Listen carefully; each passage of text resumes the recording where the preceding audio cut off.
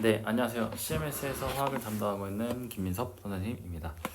오늘은 고등화학 4주차고요. 57페이지에 우리 원소의 주기성 지난 시간에 했던 개념 바탕으로 문제풀이 진행해 보도록 하겠습니다.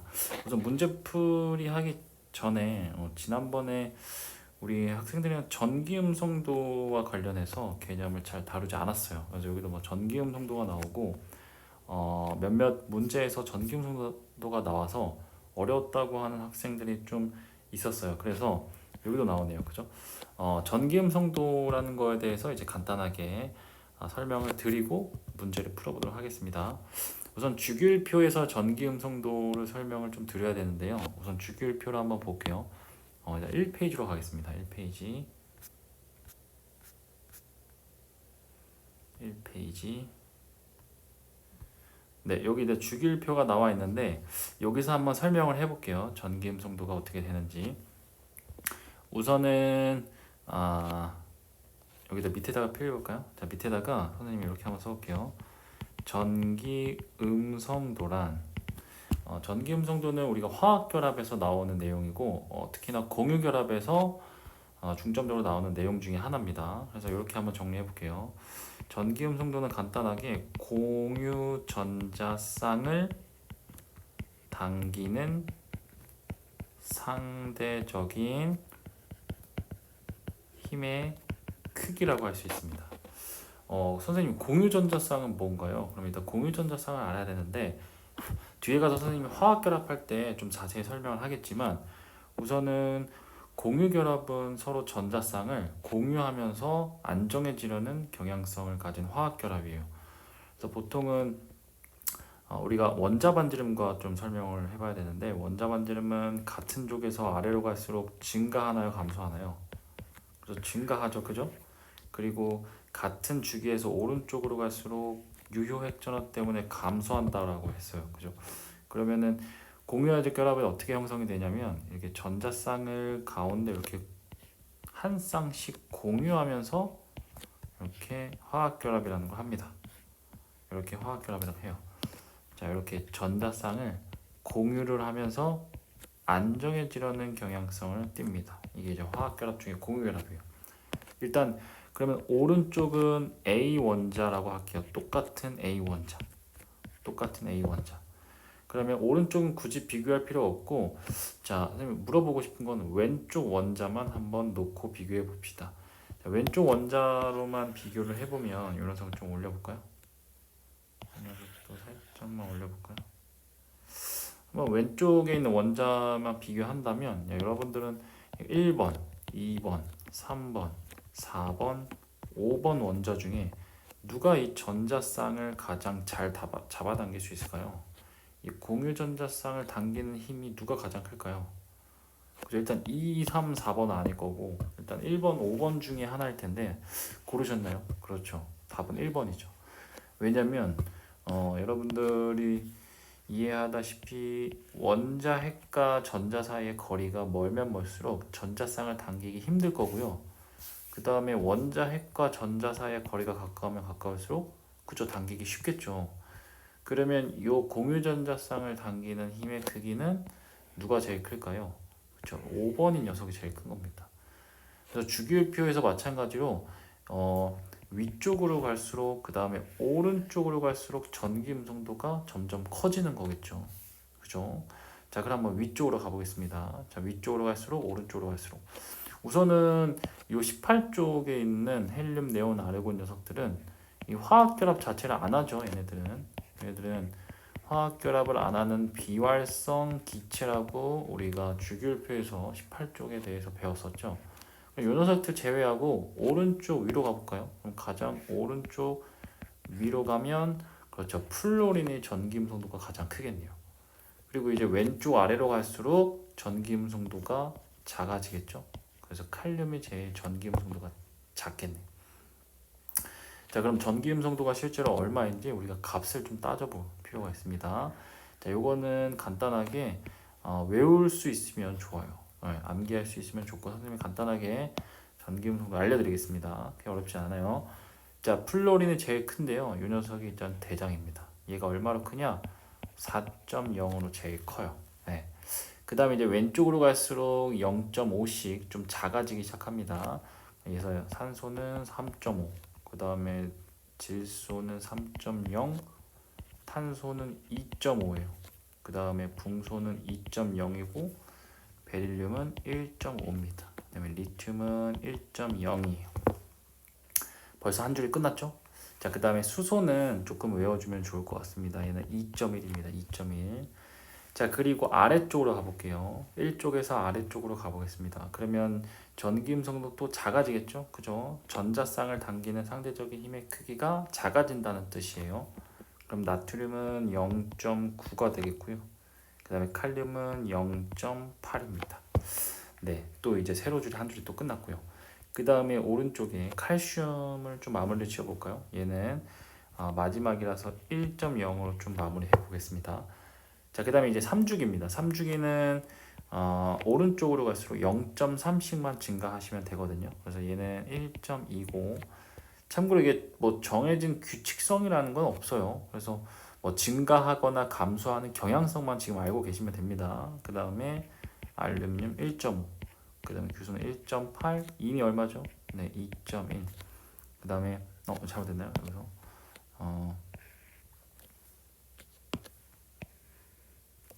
인까지 맞는데, 자, 0.9, 1.2, 그 다음에 1.5, 그 다음에 1.8, 얘는 2.1이에요. 그죠? 나머지는 이제 황과 염소가 남았는데요. 황과 염소는 위에서 1씩만 빼볼게요. 그럼 얘는 2.5고요. 얘는 한 3.0 정도 되고. 네, 브로미는 2.8이고요. 아이오딘은 안 하겠습니다. 네. 그래서 요 정도만 좀 알아두시면 좋을 것 같고, 보통 이제 플로린이 전기 음성도가 제일 큽니다. 그리고 제일 작은 건 칼륨이 제일 커요. 곧 오른쪽 위로 갈수록 다시 한번 얘기하지만 전기 음성도가 커지는 거고, 그 다음에 왼쪽 아래로 갈수록 전기 음성도가 작아지는 겁니다. 그래서 앞으로 우리가 이제 문제를 풀 때요, 전기 음성도가 나오면 이렇게 한번 외우면 좋을 것 같아요. 이렇게 만약에 주기율표에서 전기 음성도를 따져야 한다면 이게 이제 주기율표라고 하겠습니다. 그러면 오른쪽으로 갈수록, 위쪽으로 갈수록 전기 음성도는 증가하는 경향성이고, 그 다음에 왼쪽으로 갈수록, 그 다음에 아래쪽으로 갈수록 전기 음성도는 어때요? 감소하는 경향성을 가집니다. 그래서 요쯤에 이제 칼륨이 있었고요. 그 다음에 요쯤에 플로린이 있었고요. 비활성 기체는 어때요? 그렇죠? 비활성 기체는 전기 음성도랄 게 없습니다. 왜냐하면 화학 결합을 해요, 안 해요? 공유 결합이라는 걸 그 중에서 공유 결합을 안 합니다. 그래서 비활성 기체는 항상 제외하시고 이제 플로린 생각하시면 될 것 같아요. 설명이 됐죠? 자, 그러면 이걸 바탕으로 문제를 한번 풀어보겠습니다. 우리가 다시 57페이지로 가보겠습니다. 57페이지. 자, 반드시 숙제를 하셔야 됩니다. 숙제를 하고 영상을 다시 시청하셔야 도움이 될 겁니다. 자, 우선은 1번입니다. 원소의 주기적 성질에 대해서 옳은 것은, 이게 좀 오류가 있는데요. 3번과 4번 문제가 똑같네요. 그래서 4번은 지우도록 하겠습니다. 요거는 안 할게요. 자, 그 다음에 죄송합니다. 자, 같은 주기 원소일수록 원자 번호가 커질수록 유효 핵전화가 증가한다. 그러면 얘는 원자 번호가 커질수록이란 말은 이렇게도 같은 표현이 될 것 같아요. 오른쪽으로 갈수록, 그죠? 왜냐면은 같은 주기에서 원자 번호가 커진다는 건 오른쪽으로 간다는 거니까. 그죠? 유효 핵전화는 증가가 맞죠. 그 다음에 2번, 금속 원소의 경우 원자 반지름은 이온 반지름보다 작다. 맞나요? 금속 원소는 원자 반지름이 커요, 이온 반지름이 커요? 그렇죠. 원자 반지름이 큰 거죠. 그래서 X입니다. 얘는 맞아요. 네, 증가하는가. 그래서 3번은 등전자 이온에서 원자 번호가 커질수록 이온 반지름은 작아진다. 그렇죠. 등전자 이온의 핵심은 원자 번호가 커질수록 유효 핵전화가 커져서 이온 반지름은 작아진다의 경향성을 가졌죠. 1번을 문제를 풀어보니까 우리가 몇 가지 좀 주기적 성질에서 좀 반복해서 좀 외우셔야 될 것들이 몇 가지가 떠오르네요. 자, 그런 걸 우리가 선생님 앞에 암기 자료를 좀 넣어놨는데요. 요거를 복습을 한번 하고 가보도록 하겠습니다. 자, 일단 주기성에서 가장 먼저 설명한 게 유효핵전화였는데요. 유효핵전화는 뭐였죠?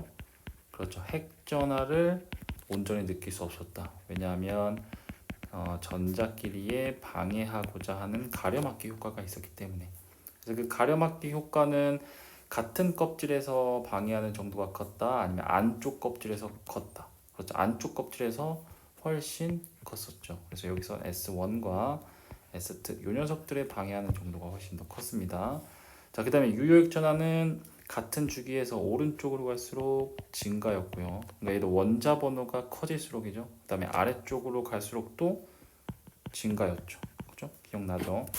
그 다음에 4번이다. 원자 반지름은 같은 쪽에서 아래쪽으로 갈수록 증가였죠. 얘는 왜죠? 얘는 전자 껍질 때문이었죠. 영향력이. 그 다음에 같은 주기에서 오른쪽으로 갈수록 원자 반지름은 그렇죠. 감소했습니다. 얘는 왜죠?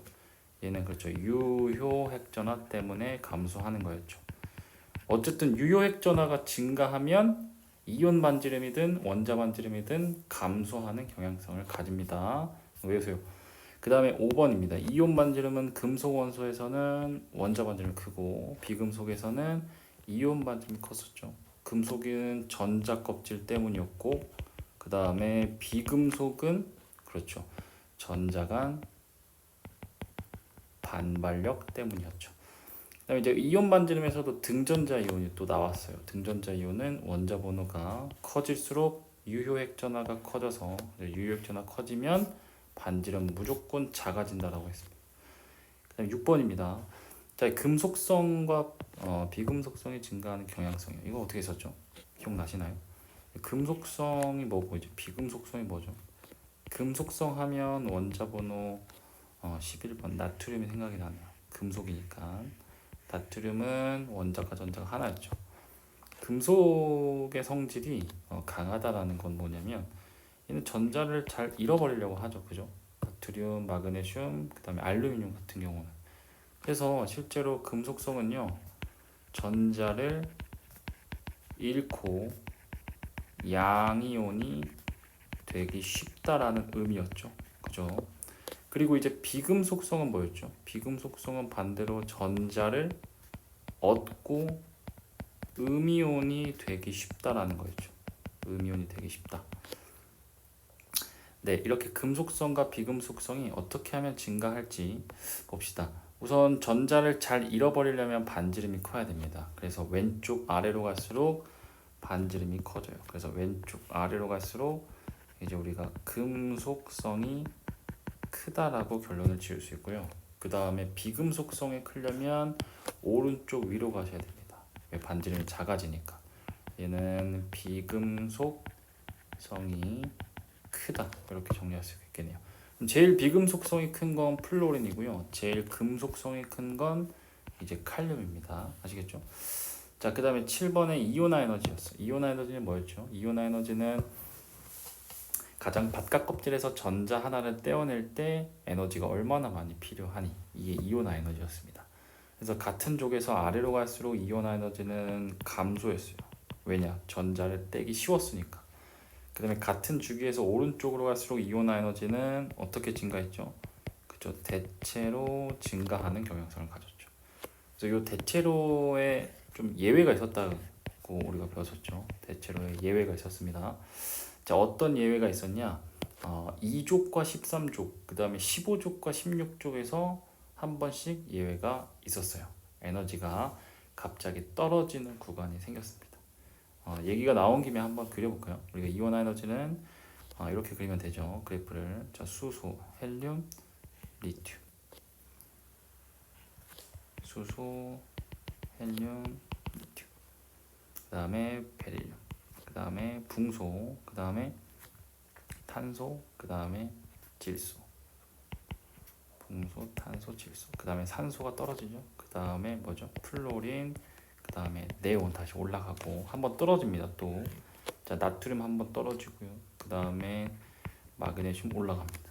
그 다음에 마그네슘 다음에 알루미늄에서 한번 떨어지고, 그 다음에 규소에서 다시 올라가고, 한 번 더 올라가고, 인에서, 그 다음에 황에서 한번 떨어지고, 공간이 좀 부족하네요. 공간 좀 늘려보겠습니다. 자, 요렇게. 그 다음에 다시 염소에서 올라가고, 그 다음에 네온까지 이렇게 올라갑니다. 그 다음에 네온이 아니 아르곤까지 올라가죠. 아르곤까지 올라가고 다시 떨어집니다. 어디까지 떨어지죠? 칼륨까지 떨어지고, 그다음 마지막 칼슘에서 올라갑니다. 여기서 이제 대체로 증가한다는 건 이렇게 가면 이렇게 대체로 증가하죠. 그래서 이렇게 가도 이렇게 대체로 증가하게 됩니다. 그런데 이제 예외 구간이 있었죠. 예외 구간의 핵심은 몇 쪽이었죠? 그렇죠. 2족 13족, 그리고 여기도 2족 13족, 그리고 15족 16족, 그리고 여기도 15족 16족. 한번 써볼까요? 네, 2족과 이제 13족, 그리고 15족과 이제 16족에서 한번 예외가 있다. 2족과 13족, 그리고 15족과 그 다음에 16족에서 예외 구간이 생긴다. 자, 이거는 사실 예외의 원인은 오비탈을 좀 배워야 알 수 있고요. 간단하게 이번 시간에는 암기 정도만 하고 넘어가도록 하겠습니다. 네. 자, 8번입니다. 자, 이번에 순차 이온화 에너지죠. 순차 이온화 에너지도 우리가 배웠습니다.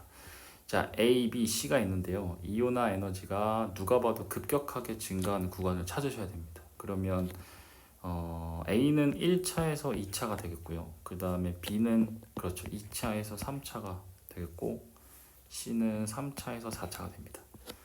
자, 구간이 나왔죠, 그죠? 자, 그러면 이 구간 기준들로 각각의 에너지의 개수를 찾으면, 이게 원자과 전자의 개수라고 했습니다. 원자과 전자. 좀 지워볼게요. 요거 필기 잘한다. 이렇게. 자, 그럼 A의 원자과 전자는 1개죠. 그 다음에 B는 2개, 그 다음에 C는 3개, 이렇게 정리할 수 있습니다. 혹시 주기가 주어지면 정체도 밝힐 수 있는데 주기가 주어지지 않았네요. 누군지는 몰라요.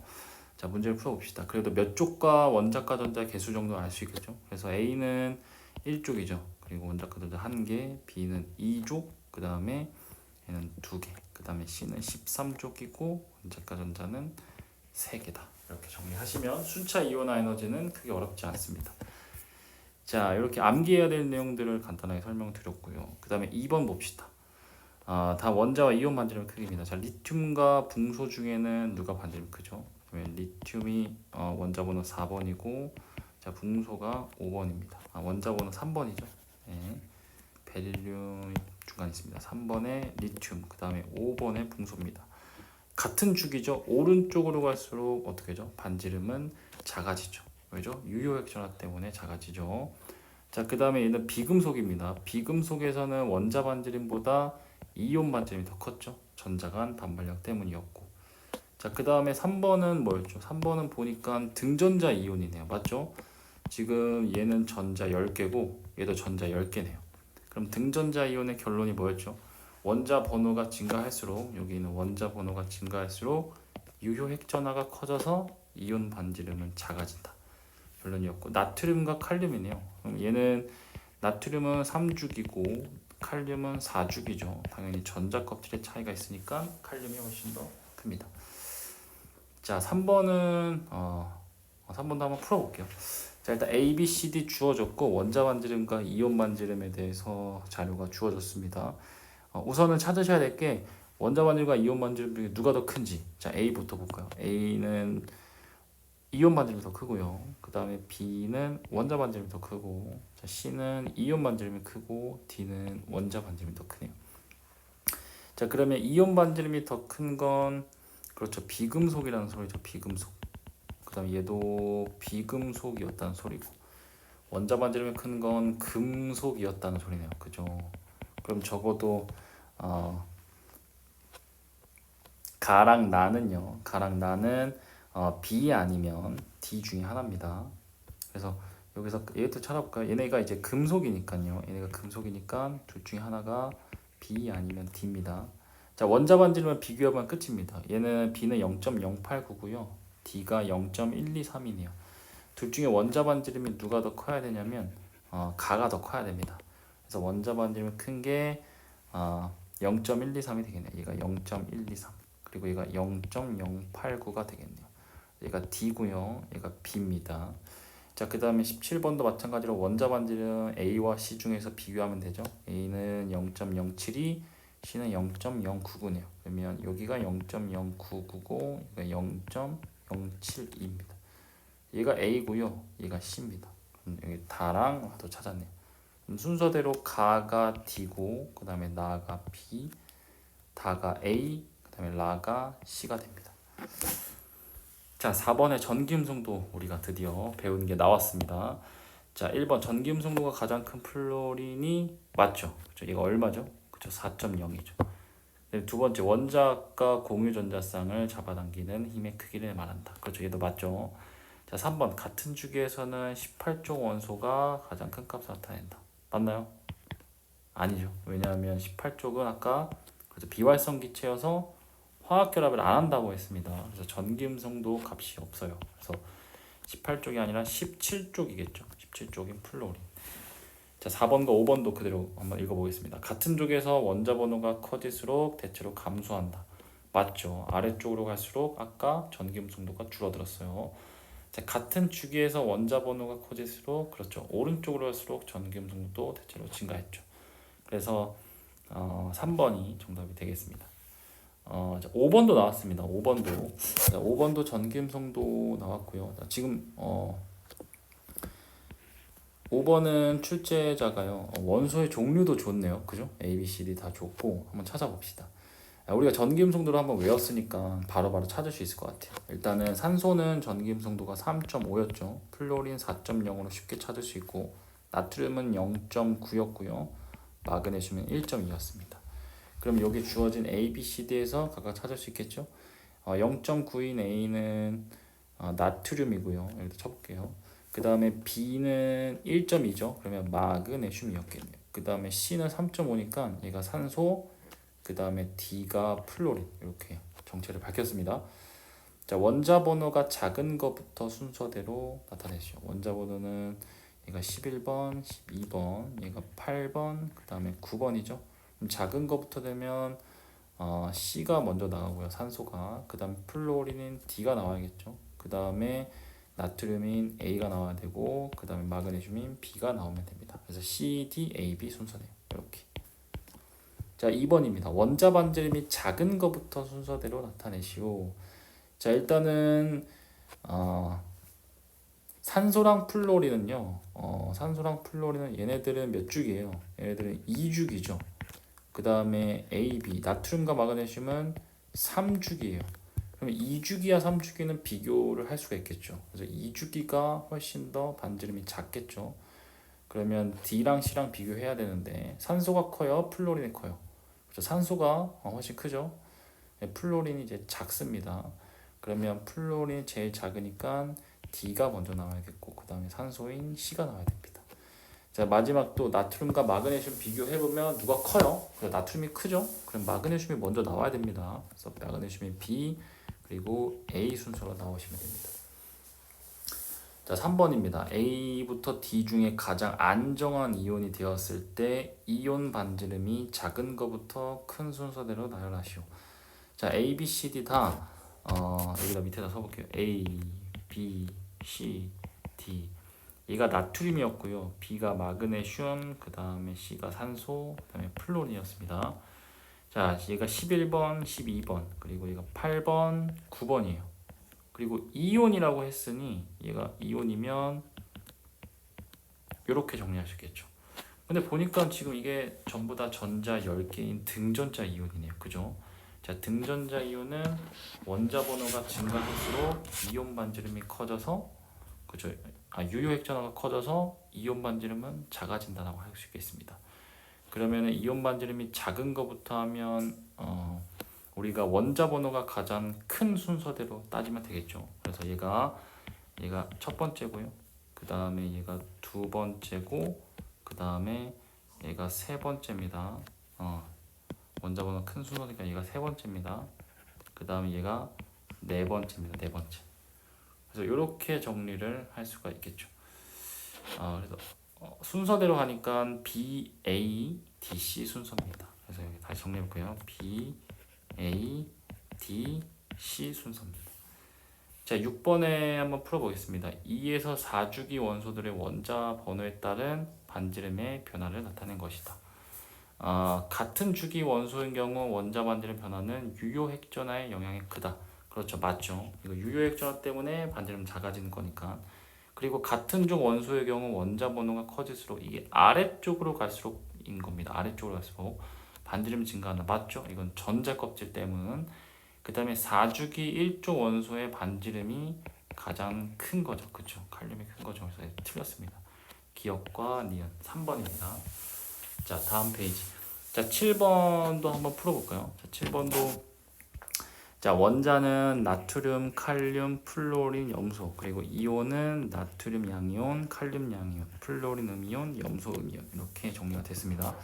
자, 그러면 우선은 반지름, 원자 반지름을 비교해 봅시다. 원자 반지름은 나트륨 밑에 칼륨이 있어요. 나트륨이 3주기고 칼륨이 4주기였죠. 그리고 나트륨 오른쪽에 누가 있었냐? 오른쪽에 염소가 이렇게 있었고요. 17쪽에. 그 다음에 염소 위에 2주기에 플로린이 있었죠. 플로린. 그래서 이렇게 간단하게 주기율표를 만들었고 우리가 이제 반지름을 비교할 수 있죠. 무조건 전자 껍질이 많으면 반지름이 큰 거고 같은 주기면 유효 핵전화의 영향으로 반지름이 작아졌죠. 그래서 이렇게 하면 벌써 끝났네요. 정리가. 그러면 얘가 플로린 A, B 그리고 나트륨이 C고 D가 되겠네요. 그렇죠? A, B, C, D. 자, 그리고 이온 반지름도 비교해봐야겠죠. 자, 이온 반지름은 우선 염소를 한번 보면 염소가 음이온이 돼도 3주기가 유지되죠. 그죠? 그 다음에 칼륨이 양이온이 되면 3주기로 이렇게 올라올 수가 있겠죠. 그 다음에 플로린도 음이온이 되면 2주기 유지지만 나트륨은 양이온이 되면 이 3주기에서 2주기로 내려옵니다. 맞죠? 그러면 일단은 위에 있는 녀석들은 2주기고 이 녀석들은 3주기니까 얘네들은 무조건 2주기보다 3주기가 반지름이 커요. 자, 문제는 각각의 이온들입니다. 그럼 얘는 원자 번호 9번, 11번, 17번, 19번이죠.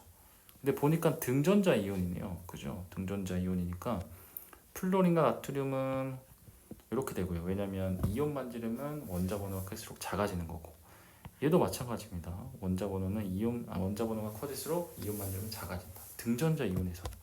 그럼 얘네도 찾았네요. 그죠? 그러면 얘가 가고요. 그 다음에 플로린이 나. 그 다음에 칼륨이 다고요. 그 다음에 염소가 나가 되겠네요. 됐죠? 자, 이렇게 정체를 다 밝혔습니다. 자, 그럼 봅시다. 가는 A의 이온이다. 가가 누구죠? 가가 나트륨이네요. 그죠? 나트륨 양이온은 A가 누굽니까? 플로린이죠. 그죠? 플로린의 이온이다. 이거 아니죠. 그죠? 그 다음에 다는 C의 이온이다. 다가 누구죠? 다가 칼륨이네요. 칼륨은 C가 나트륨이죠. 그러면 칼륨은 나트륨의 이온이다. 이것도 이제 틀렸네요. 자, 그 다음에 나와 라는 같은 전화를 가진다. 한번 볼까요? 나가 뭐죠? 나가 플로린이고요. 그 다음에 라가 염소네요. 그쵸? 같은 전화 맞네요. 음전화니까. 자, 그 다음에 B와 C 봅시다. B와 C는 나트륨과 염소인데요. 나트륨과 염소인데 반지름을 결정할 수 있는 요인은 전자 껍질이 될 수가 없죠. 이거는 유효 핵전화죠. 유효 핵전화로 판단할 수가 있겠고 D 갑니다. 원자 반지름이 가장 큰 이유는 유효 핵전화가 크기 때문이다. 얘가 큰 이유는 전자 껍질 때문입니다. 아닙니다. 얘가 반대로 했죠. 전자 껍질 때문입니다. 자, 이렇게 해서 간단하게 7번까지 풀어봤고요. 이제 8번입니다. 자, 8번은 문제 조금 난이도가 좀 있었지만 또 어렵지 않아요. 한번 풀어볼까요? 자, 일단은 2, 3주기라는 힌트를 드렸고요. 그 다음에 원소 A랑 F의 원자 반지름을 줄였습니다. 원자 반지름. 그럼 가가 얘가 원자 반지름이겠네. 그 다음에 이온 반지름을 원자 번호에 따라 나타낸 거다. 그럼 나가 일단 이온 반지름입니다. 이온 반지름. 자, 그리고 18쪽 원소를 제외하고요. 연속적인 원자번호를 가진답니다. 자, 풀어볼까요? 일단은 경향성을 한번 보면 ABC까지는 자, 가운데 기준점을 하나 그어볼게요. 기준점을 이렇게 하나 그어볼게요. 그럼 ABC까지는 원자 반지름이 커요? 이온 반지름이 커요? 이온 반지름이 크고 그 다음에 DEF는 원자 반지름이 크네요. 그죠? 그러면 원자 반지름이 큰 거는 금속이네요. 그렇죠? 그래서 얘네들은 원자 반지름이 큰 건 금속이고요. 이온 반지름이 큰 건 비금속입니다. 이렇게 이제 정리를 하시겠죠. 그리고 A, B, C는 금속이다. 이건 틀렸습니다. 그 다음에 가는 원자 반지름에 나타낸다. 맞고요. 그 다음에 나의 경향성을 나타내는 주된 이유는 나가 이온 반지름입니다. 이온 반지름을 나타내는 주된 원인은 유효 핵전화 때문이다. 이온 반지름을 나타내는 건 뭐죠? 이온 반지름에서 우리가 지금 그렇죠, 맞죠. 유효 핵전화 때문입니다. 왜냐하면 비금속에서는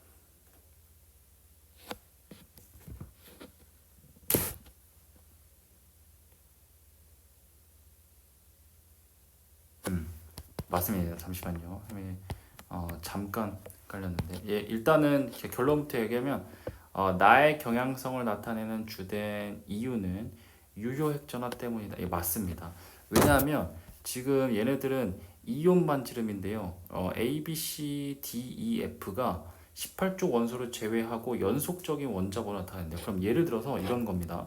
자, 지금 주기율표를 한번 나타내 보면 수소 자, 이렇게 한번 빨리 주기율표 써볼게요.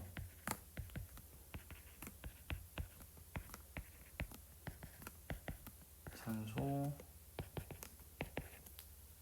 자, 18쪽은 없다고 했으니까 이렇게만 간단하게 써보겠습니다.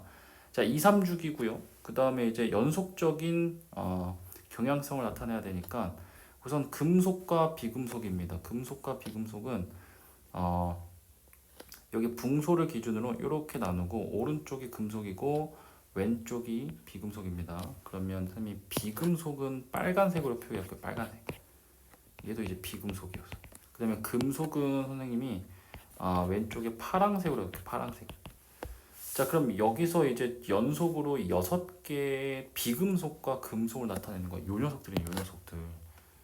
여기 NOF부터 이렇게 잘려지겠죠.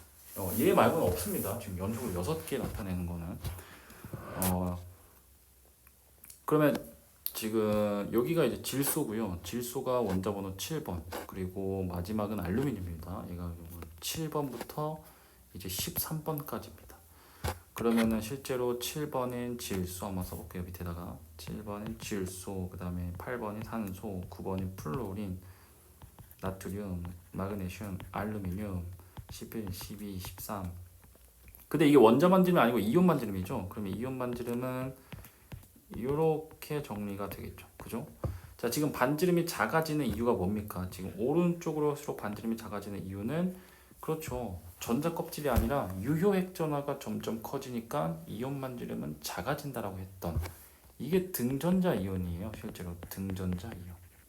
아시겠죠? 그래서 등전자 이온의 경향성이 지금 작아지는 게 느껴지시죠? 그래서 이게 유효 핵전화 때문입니다.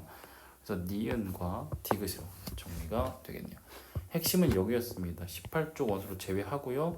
연속적인 원자 번호를 가진다고 했으니까 여기가 되겠네요. 비금속 먼저, 그 다음에 금속. 자, 이렇게 찾으시면 됩니다. 자, 그리고 우리가 9번과 10번은 조금 오비탈 내용이니까요. 요거는 우리가 넘어가도록 하겠습니다. 자, 그 다음에 이제 11번이네요. 자, 11번은 자, 그림은 임의의 원소 A부터 C 원자 또는 이온 배치를 나타낸 것이다.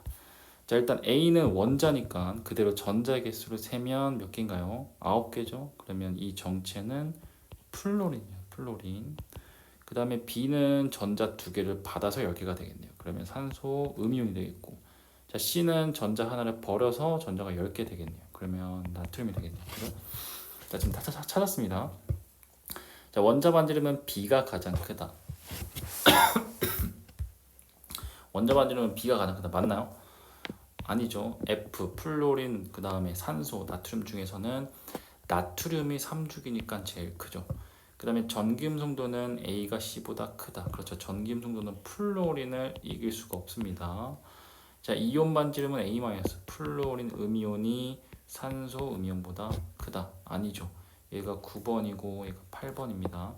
그러면 반지름은 점점 작아져야 돼요. 그러니까 산소 그 다음에 플로린 이렇게 갈수록 유효 핵전하가 커집니다. 유효 핵전하가 커져서 이온 반지름은 작아지게 됩니다. 이게 등전자 이온이었죠.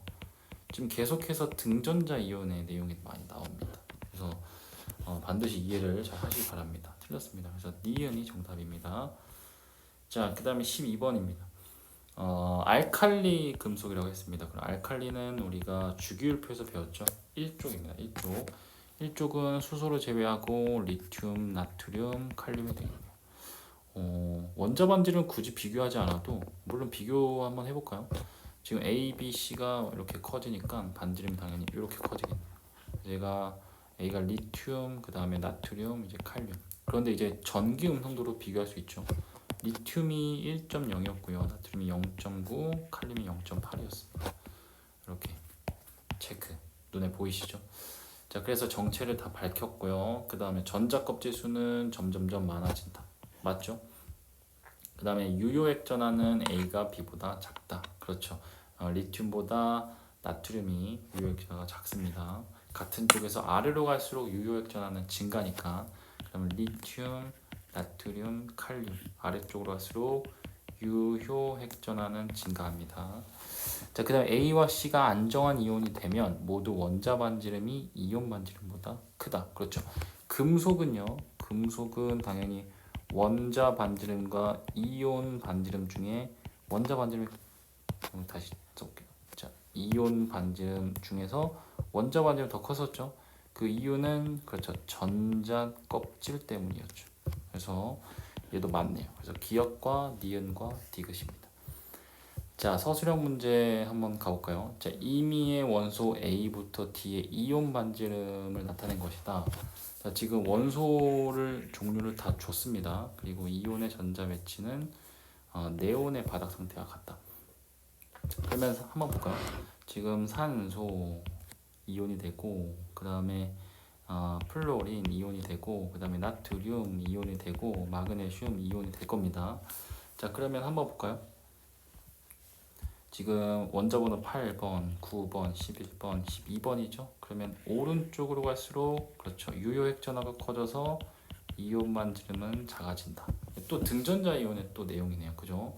자, 그럼 이온 반지름이 큰 순서대로 가볼까요? 제일 큰 거는 산소가 제일 크겠죠. 얘가 이제 1순위고 그 다음에 얘가 2순위고 얘가 3순위고 얘가 4순위로 작아집니다. 자, 그러면 여기다 표기해 볼까요? 자, 지금 여기가 이제 산소입니다. 여기 산소고 그 다음에 두 번째가 얘가 플로린이 되겠고 자, 그 다음에 세 번째가 여기겠네요. 나트륨. 그 다음에 네 번째가 마그네슘입니다.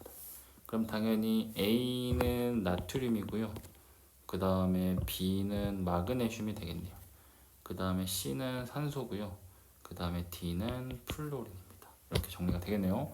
자, A와 B의 원자 반지름의 크기를 부등호로 표기해요. A와 B. 그럼 나트륨과 마그네슘이 이제 A와 이제 B가 됩니다. 누가 더 커요?